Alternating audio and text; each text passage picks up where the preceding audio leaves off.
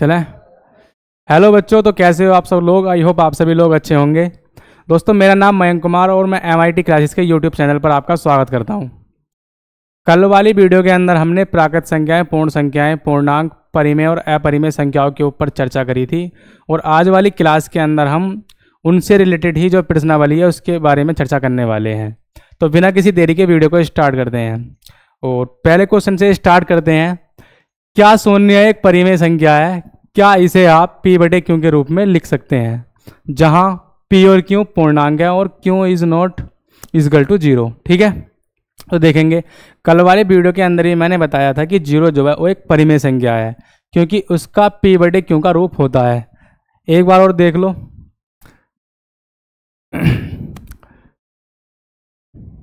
0 is equal to 0 is equal to मतलब इसे अपन 0/1 के रूप में भी लिख सकते हैं। ये कौन सा रूप हो गया इसका? p बटा क्यू रूप। और एक कंडीशन इन्होंने यहाँ पर लिख के दी है, p और q पूर्णांक है। बिल्कुल p और q पूर्णांक है यहाँ पर, और q की वैल्यू 0 नहीं होनी चाहिए, क्योंकि मान लो अगर यहाँ पर q का मान 0 हो गया तो क्या होगा? p का मान आप कुछ भी एज्यूम कर सकते हैं। यहाँ पर मान लो 2 मान लो p का मान, और q का मान मान लो किसी वजह से 0 हो गया तो इसका मान होगा अनंत, और अनंत कुछ भी नहीं होता। इसलिए जो 0 है वो एक परिमेय संख्या है। तो लिखेंगे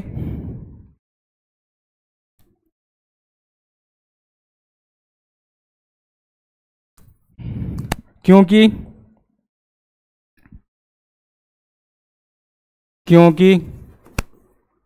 p बट 0 को हम p बटा क्यू रूप में लिख सकते हैं। p बटा क्यू रूप में लिख सकते हैं।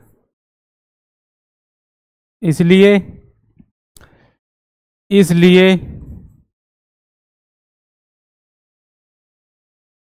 0 एक परिमेय संख्या है। 0 एक परिमेय संख्या है।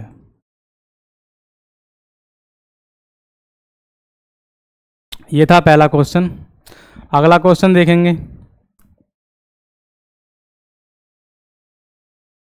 3 और 4 के बीच में 6 परिमेय संख्याएं ज्ञात कीजिए। तो 3 और 4 के बीच में अपन 6 परिमेय संख्याएं ज्ञात करेंगे। 3 और 4 के बीच 6 परिमेय संख्याएं। 3 और 4 के बीच 6 परिमेय संख्याएं। ये अपनों को फाइंड आउट करना है। ठीक है, सबसे पहले हम 3 और 4 को परिमेय संख्याओं के रूप में लिखेंगे, यानी 3 और 4 का p बटे क्यू रूप। ठीक, तो लिखेंगे 3 और 4 का परिमेय रूप। परिमेय रूप क्या होगा इनका? 3/1 और 4/1। ये क्या हो गया इनका? परिमेय रूप। अब मान लो आपको किसी भी संख्या का परिमेय, मतलब किन्हीं भी दो संख्याओं के बीच में परिमेय संख्याएं याद करनी है, तो वहां पर मान लो उसने 6 परिमेय संख्याएं दी तो आपको गुणा करनी है 7 से। 4 संख्याएं याद करनी है तो आपको गुणा करनी है 5 से। 5 परिमेय संख्याएं याद करनी है तो आपको गुणा करनी है 6 से। मतलब एक नंबर बढ़ाकर गुणा करनी है। गुणा जो होगी वो अंश और हर दोनों में होगी। ठीक है, तो लिखेंगे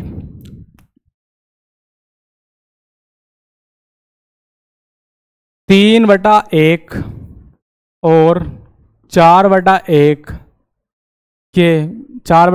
के अंश और हर में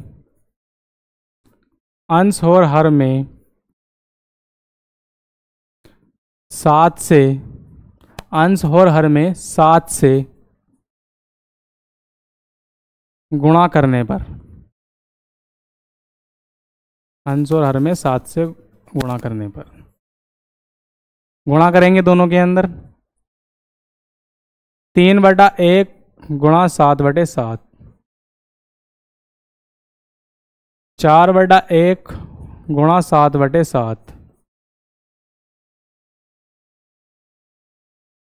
गुणा करेंगे 3 सत्ते 21, 1 गुणा 7 7, 4 सत्ते 28, 1 गुणा 7 7। ठीक है, दोनों का हर सेम है, अंश में अंतर है। अंश में दोनों संख्याओं के अंशों में कितने का अंतर? 7 का अंतर। तो परिमेय संख्या दोनों के बीच में कितनी हो गई? नहीं, दोनों के बीच में अंतर 7 का, तो परिमेय संख्या कितनी हो गई? 6। ठीक है, अतः परिमेय संख्याएं, परिमेय संख्याएं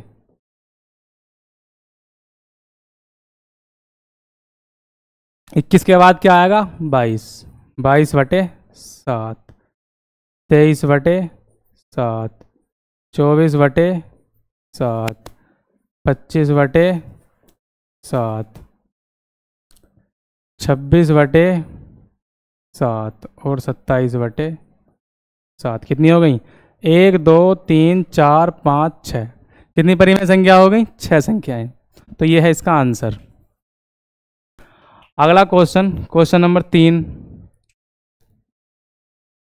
3/5 और 4/5 के बीच में 5 परिमेय संख्याएं ज्ञात कीजिए।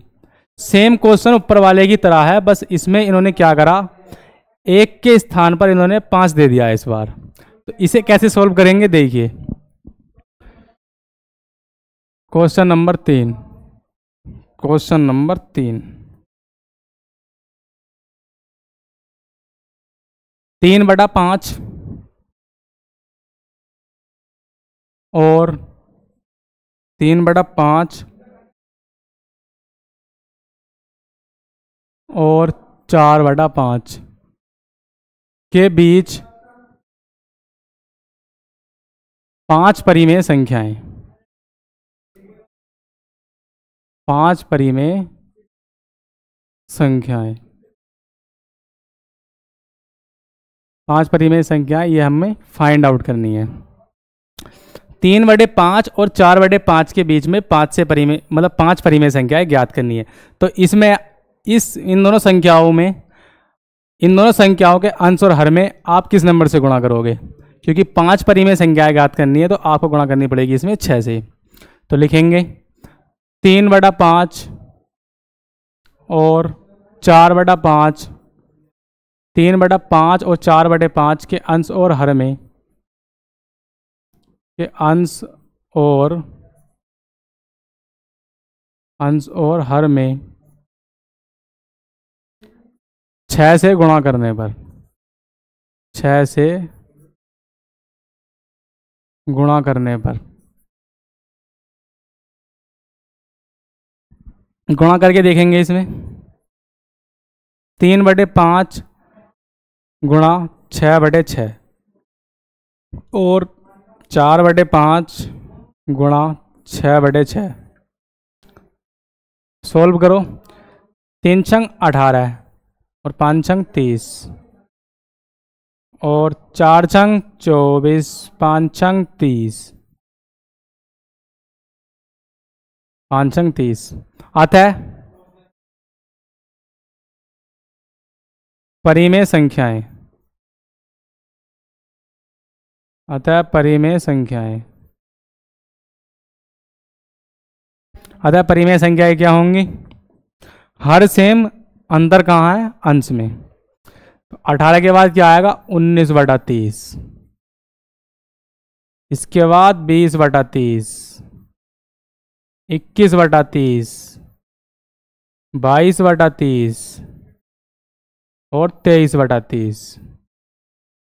चौथी संख्या वो मतलब अगली संख्या 24/30। इसको आप थोड़ा सिंप्लीफाई भी कर सकते हो। वैसे आंसर इस क्वेश्चन का यहीं पर आ गया, पर अगर आप चाहते हो कि थोड़ा और सोल्व करें इसे, तो देखो 19/30 ऐसे ही रहेगा क्योंकि ये 19 कट नहीं सकता। 20/30 कट सकता है, 0 से 0 गया, तो कितना बचा? 2/3। ये किससे कटेगा? 3 से। 3 सत्ता 21, 3 ढाई 30, तो ये हो गया 7/10। ये किससे कटेगा? 2 से। 11 दूनी 22, 15 दूनी 30, 11/15 और 23/30 भी किसी से नहीं कटेगा। तो ये हो गया आंसर। ठीक है, ये इस क्वेश्चन का सॉल्यूशन हुआ। क्वेश्चन नंबर 4 देखेंगे अब। नीचे दिए गए कथन सत्य है या असत्य है? कारण के साथ अपने उत्तर दीजिए। पहला क्वेश्चन, प्रत्येक प्राकृत संख्या एक पूर्ण संख्या होती है। प्रत्येक प्राकृत संख्या एक पूर्ण संख्या होती है। प्रत्येक प्राकृत संख्या एक पूर्ण संख्या होती है। देखेंगे प्राकृत संख्याएं क्या होती हैं? एन से स्टार्ट, मतलब एन से डिनोट करते हैं, स्टार्ट होती हैं 1 से और अनंत तक जाती हैं।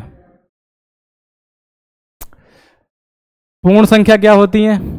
डिनोट करते हैं डबलों से और स्टार्ट होती हैं 0 से। 0, 1, 2, 3 और कहाँ तक जाती हैं? अनंत तक। ये बोल रहा है कि प्रत्येक प्राकृत संख्या, मतलब ये वाली संख्या पूर्ण संख्या होती है। आप देखेंगे कि जो प्राकृत संख्या है वो 1 से स्टार्ट हो रही है, ये 0 से।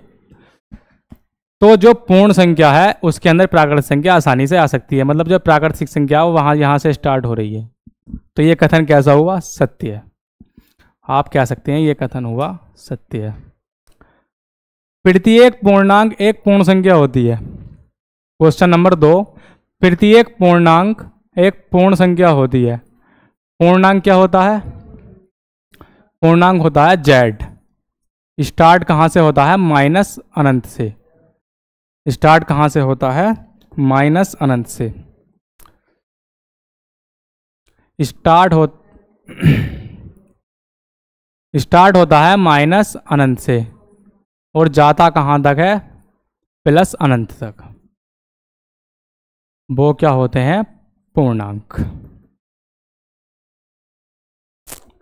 इस कथन के अंदर बोला जा रहा है प्रत्येक पूर्णांक, मतलब ये एक पूर्ण संख्या होती है। इसके अंदर कहीं आपको माइनस चिन्ह दिख रहा? नहीं दिख रहा है, तो ये कथन कैसा हुआ? गलत। ठीक है। क्वेश्चन नंबर 4 का तीसरा, प्रत्येक परिमेय संख्या एक पूर्ण संख्या होती है। कल वाली वीडियो को अगर आप याद करोगे तो मैंने कहा था जो प्राकृत संख्याएं, पूर्ण संख्याएं और तीसरी होती है पूर्णांक, इनके अंदर कोई भी ना तो पॉइंट वाली संख्या होती है और ना ही कोई बटे वाली संख्या होती है। तो आप कह सकते हैं कि प्रत्येक परिमेय संख्या एक पूर्ण संख्या नहीं होती है। कैसे आप डिनोट करेंगे इसको? देखिए, पूर्ण संख्याएं कौन सी होती हैं? ये z, नहीं w, ये होता पूर्णांक। पूर्ण संख्या हुई w। w 0 से स्टार्ट हुई अनंत तक जाती है। परिमेय संख्याएं क्या होती हैं? परिमेय संख्याएं क्या होती हैं? जिनका p/q रूप होता है। जिनका p/q रूप होता है। क्योंकि जो पूर्ण संख्याएं हैं वो p/q के रूप में नहीं होती, इसलिए ये कथन भी कैसा हुआ? गलत। ये कथन भी कैसा हुआ? गलत। रीजन तीनों के ये रहे। और आपको ये क्लास कैसी लगी प्लीज़ कमेंट में ज़रूर बताना। और मिलते हैं अगली नई वीडियो में नई प्रश्नावली के साथ और नए कॉन्सेप्ट के साथ। तब तक के लिए बाय बाय।